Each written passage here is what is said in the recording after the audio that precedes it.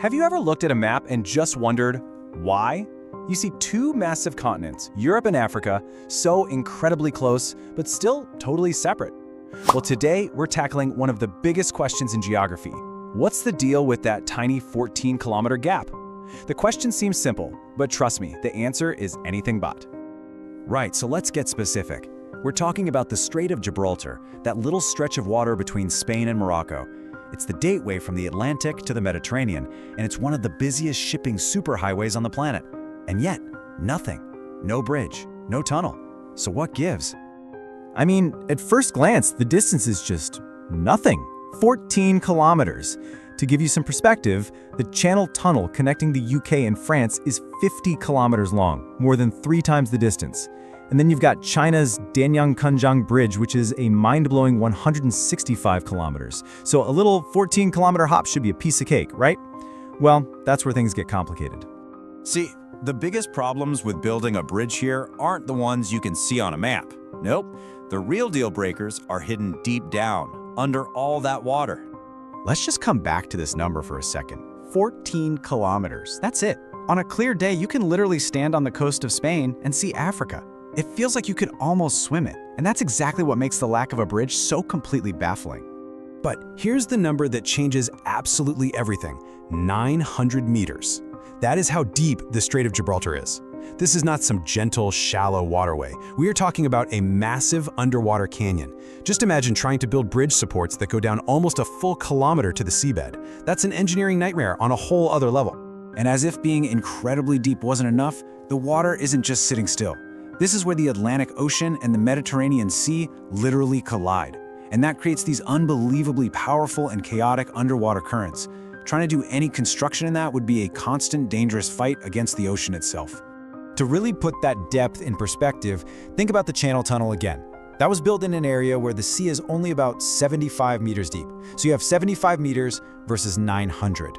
We're not just talking about a challenge that's a little bit harder. We are talking about something on a completely different planet of difficult.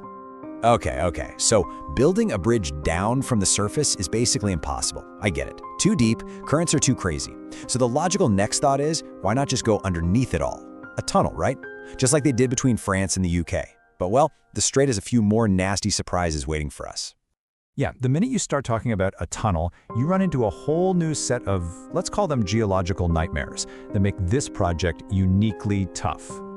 You see, any tunnel project lives or dies based on what you're trying to tunnel through. The geology of the seabed is everything. And in the Strait of Gibraltar, that geology is, well, it is not our friend, not by a long shot. You know, the Channel Tunnel was relatively easy to dig because it went through this soft clay-like rock called chalk marl. Perfect for tunneling. But the seabed here, it's the exact opposite. We're talking about incredibly hard, dense rock. Trying to bore a tunnel through that would be agonizingly slow, insanely expensive, and it would push our modern drilling technology to its absolute limit. So, let's take stock. We've got extreme depth, powerful currents, and rock that's almost impossible to get through. What else could possibly stand in the way? How about the fact that the ground itself is constantly moving? And this, right here, is probably the final nail in the coffin. The Strait of Gibraltar isn't just a random spot on the map. It sits directly on the fault line between the African and Eurasian tectonic plates. This is not a quiet little neighborhood, geologically speaking. This is an active earthquake zone. And that's really the bottom line, isn't it? You could spend decades of your life and hundreds of billions of dollars solving all the other problems, the depth, the rock, the currents, only to have the whole thing get shaken apart by a major earthquake. It's a massive, unpredictable risk you just can't engineer your way around. So when you take a step back and add all of these colossal obstacles together, the picture starts to get pretty clear. Let's just quickly recap why this 14-kilometer gap is still unbridged.